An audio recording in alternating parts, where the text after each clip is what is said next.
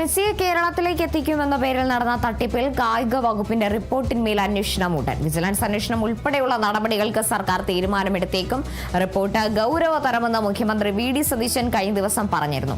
അപർണ കേസുണ്ട്. വിവരങ്ങളുമായി അപർണ, എന്തായാലും മെസ്സി വിവാദത്തിൽ സർക്കാരിന്റെ നിലപാടെന്താ? ഈ ഒരു കായിക വകുപ്പിന്റെ റിപ്പോർട്ടിന്റെ അടിസ്ഥാനത്തിൽ അന്വേഷണം ഉണ്ടാകും. വിജിലൻസ് അന്വേഷണം ഉൾപ്പെടെയുള്ള കാര്യങ്ങളിലേക്ക് സർക്കാർ തീരുമാനമെടുക്കുമോ എന്ന കാര്യത്തിലാണ് ആകാംക്ഷയുള്ളത്. കൂടാതെ തന്നെ മുൻ മന്ത്രിയായിരുന്ന അബ്ദുറഹ്മാനെതിരെയും അന്വേഷണം ഉണ്ടാകുമോ? ഇതിഹാസ താരം ലയണൽ മെസ്സിയെ കേരളത്തിലേക്ക് എത്തിക്കുമെന്ന വാഗ്ദാനം നൽകി ഇത്തരത്തിൽ സ്വകാര്യ കമ്പനിക്ക് ലാഭമുണ്ടാക്കാൻ സർക്കാർ സംവിധാനം ദുരുപയോഗം ചെയ്തു എന്ന കായിക വകുപ്പിന്റെ റിപ്പോർട്ട് കഴിഞ്ഞ ദിവസമാണ് വന്നത്.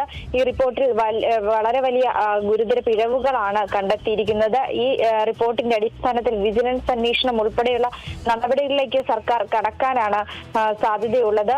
ചട്ടങ്ങൾ മറികടന്ന് അധികാര ദുരുപയോഗം നടത്തി എന്നുമാണ് ഇന്നലെ അതായത് ഈ റിപ്പോർട്ടിൽ വ്യക്തമായി തന്നെ പറയുന്നത്. ഇന്നലെ മുഖ്യമന്ത്രി അടക്കം പറഞ്ഞിരുന്നു ഗുരുതര പിഴവ് സംഭവിച്ചിട്ടുണ്ട് എന്നുള്ളത്. ഇതുമായി ബന്ധപ്പെട്ട് എന്തായാലും വിജിലൻസ് അന്വേഷണം തന്നെ വരാനാണ് സാധ്യത. ഈ സ്പോൺസർക്ക് അനുകൂലമായ തീരുമാനങ്ങൾ എടുത്തതായാണ് ഈ റിപ്പോർട്ട് പറയുന്നത്. സർക്കാരിനെ നിയമക്കുരുക്കിലാക്കുന്ന തീരുമാനങ്ങൾ കൈക്കൊണ്ടതായും ഈ റിപ്പോർട്ട് വ്യക്തമായി തന്നെ പറയുന്നുണ്ട്. മുൻ കായിക മന്ത്രി അബ്ദുറഹ്മാന്റെ പങ്കും ഈ അന്വേഷണ പരിധിയിൽ ഉണ്ടാകും. നിയമ പരിശോധനകൾ പൂർത്തിയാക്കാതെ കരാറുമായി മുന്നോട്ട് പോയത്, സ്പോൺസറെ തെരഞ്ഞെടുക്കാൻ ടെൻഡർ വിളിക്കാതിരുന്ന നടപടികൾ, ഇതൊക്കെ തന്നെ വളരെ വിവാദങ്ങൾക്ക് വഴിവെച്ചിരുന്നു. എന്തായാലും ഈ തീരുമാനങ്ങളിൽ അടക്കം ഒരു അന്വേഷണം ഉണ്ടാകാനാണ് സാധ്യത.